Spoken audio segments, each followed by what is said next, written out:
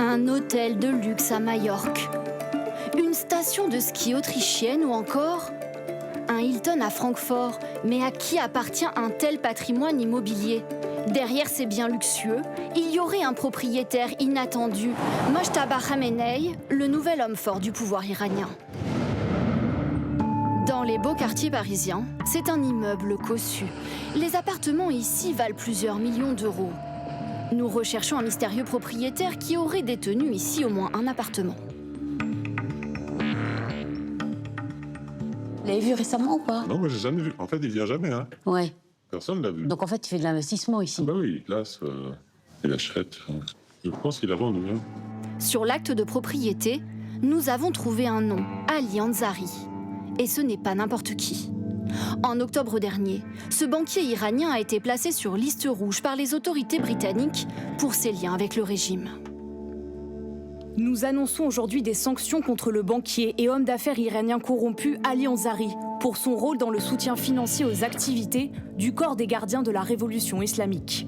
Mais selon l'agence Bloomberg, Ali Ansari serait surtout le vrai titulaire des comptes de Mojtaba Khamenei, le nouveau chef iranien à la fortune colossale, estimée à plus de 100 milliards d'euros. Or, pour investir ce patrimoine hors d'Iran, le nouveau guide a besoin d'un prête-nom, selon ce journaliste spécialisé.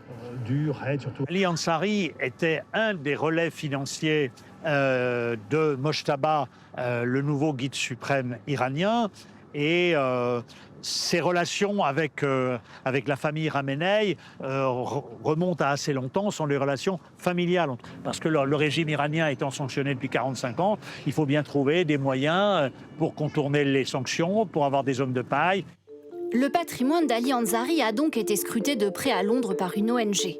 À partir de 2013, il aurait acheté sur cette prestigieuse avenue 12 propriétés comme celle-ci pour un montant total de 85 millions d'euros. Ou encore 2 appartements dans cet immeuble avec vue plongeante sur l'ambassade d'Israël. Un patrimoine qu'il n'achète pas toujours en son nom.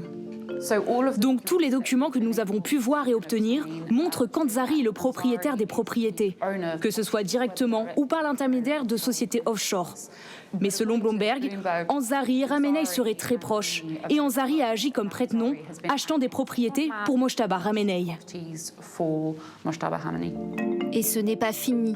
En Europe, selon le Financial Times, d'autres investissements ont été effectués à Francfort. 2 hôtels de luxe Hilton évalués 80 millions d'euros chacun. Ou encore des parts dans ce complexe au sein d'une station UP d'Autriche.